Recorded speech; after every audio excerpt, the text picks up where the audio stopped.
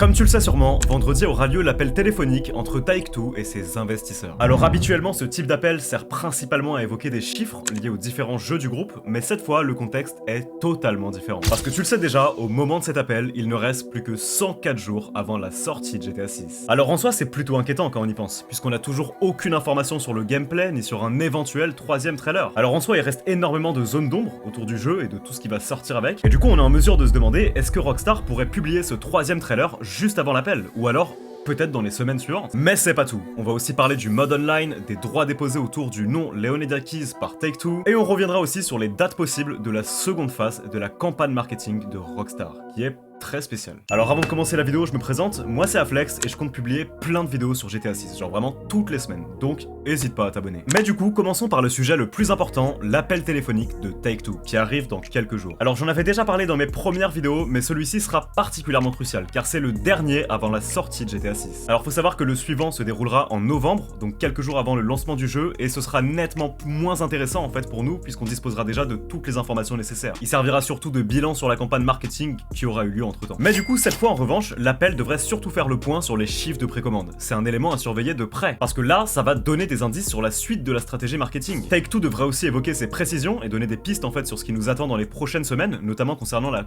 sortie potentielle d'un gameplay trailer, ou d'un troisième trailer tout court. Et cet appel reste stratégique pour GTA 6, car la date du 19 novembre constitue l'un des piliers majeurs des prévisions financières de Take-Two pour cet exercice fiscal. Et lors des précédents résultats, l'entreprise annonçait déjà entre 8 et 8,2 milliards de dollars de net booking sur l'ensemble de l'année, ce qui est énorme. Et pour clarifier, en fait les net bookings représentent la valeur totale des produits et services vendus. Donc les jeux, les contenus additionnels, les monnaies virtuelles aussi dans les jeux, bref, tout ça. Et une part considérable de la croissance attendue cette année repose directement sur la sortie de GTA 6, forcément, étant donné que c'est vraiment le truc principal. Et si Take-Two maintient des prévisions aussi élevées lors de cet appel, cela confirme une confiance totale dans le maintien de la date du 19 novembre. Ensuite, parlons du dépôt auprès de la SEC. Parce que justement, il y a quelques jours, faut savoir que Take-Two a déposé auprès de la SEC la version définitive de son document destiné aux actionnaires. Et donc du coup, pour ceux qui connaissent pas la SEC, en fait en gros c'est la Securities and Exchange Commission. En gros, c'est des documents censés garantir la fiabilité des chiffres communiqués pour éviter tout problème légal. Et ce document avait été publié un peu trop tôt par erreur, et certains se demandaient même si son contenu était modifié en fait dans la version finale. Et pour l'instant, le texte déposé est resté identique. Il y est mentionné que l'année fiscale 2027 pourrait représenter un tournant majeur pour Take-Two, une reconfirmation de ce qu'ils avaient donc déjà annoncé, notamment grâce à ce qu'ils appellent des expériences révolutionnaires, qui sont donc liées à la sortie planifiée de GTA 6 le 19 novembre. Et concrètement, c'est plutôt rassurant, parce que ça signifie que cette date est réaffirmée, même discrètement, pour les investisseurs sur son maintien. Ensuite, pourquoi selon moi, un report est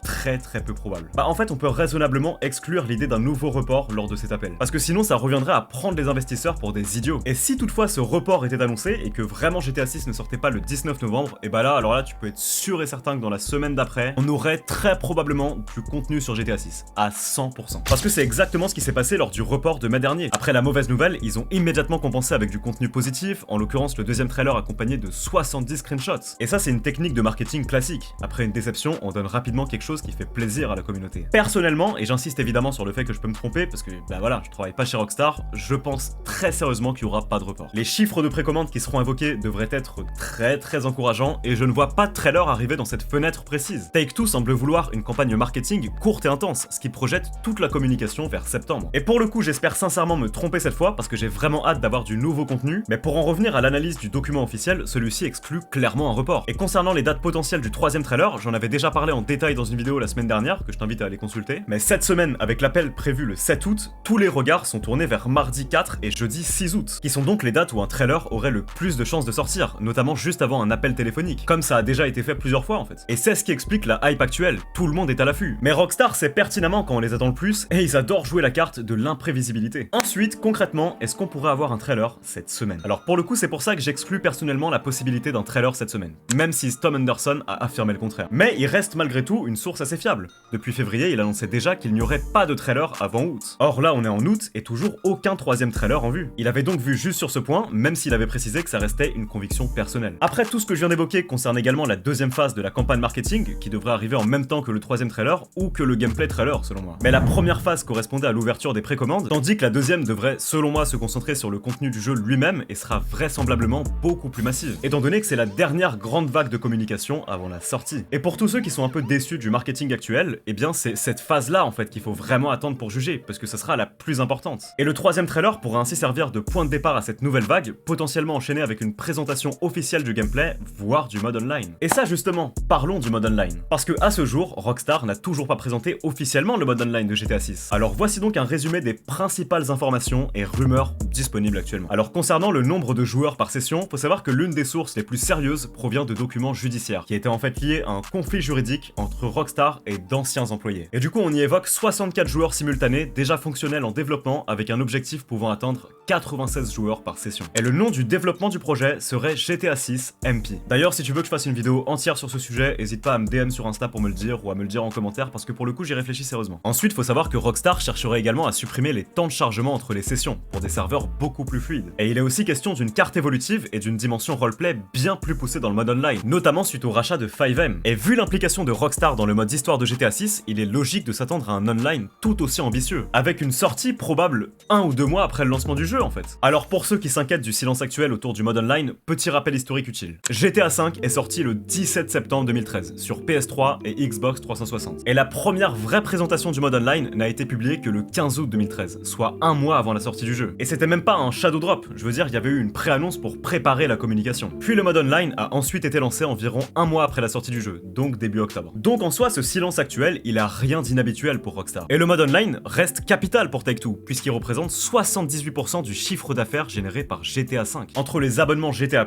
et les cartes de monnaie virtuelle. Et GTA+, aurait d'ailleurs connu une croissance notable sur la dernière année, probablement en lien direct avec l'annonce de GTA 6. Et le futur mode online de GTA 6 représente donc potentiellement l'une des plus grandes sources de revenus de toute l'histoire de Take-Two. Donc ce silence ne signifie absolument pas que le mode online est secondaire, bien au contraire. L'entreprise souhaite simplement garder un contrôle total sur le moment de sa présentation. Ensuite, pour terminer sur Take-Two, l'appel téléphonique et les trailers, une petite information vient tout juste de faire surface. Il s'agit d'une capture d'écran issue des registres américains concernant directement Take-Two. Et sur ce document apparaît un titre contenant les mots Leonida Keys. Et si tu connais bien GTA 6, t'auras remarqué que le vrai nom de la région, Leonida Keys justement, ne comporte pas de S. Pourtant, ce S apparaît bel et bien sur le document officiel de Take-Two. Donc est-ce une erreur de frappe ou un choix volontaire? Eh ben en vérité, c'est totalement intentionnel. Parce que Leonida va susciter énormément d'intérêt commercial avec probablement des produits dérivés associés. Et en tant qu'entreprise, Take-Two cherche donc à protéger ce nom, y compris ses variantes orthographiques les plus probables, comme celle avec un S ajouté à la fin. Et ce afin d'empêcher toute réutilisation frauduleuse du nom sous une forme légèrement modifiée. En fait, pour clarifier techniquement, une marque protège un nom, un logo ou un signe utilisé commercialement pour identifier un produit. Et le droit d'auteur, lui, protège une œuvre créative précise, c'est-à-dire une illustration, une photo, une vidéo,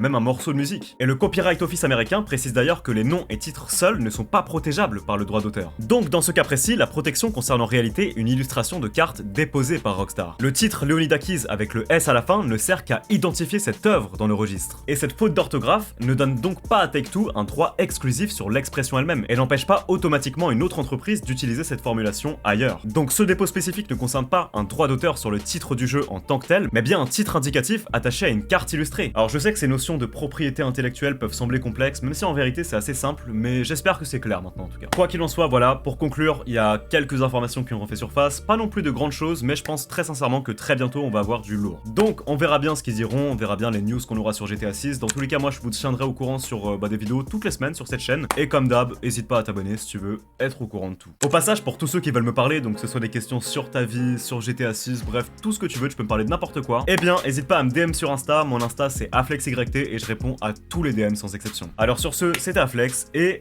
bye!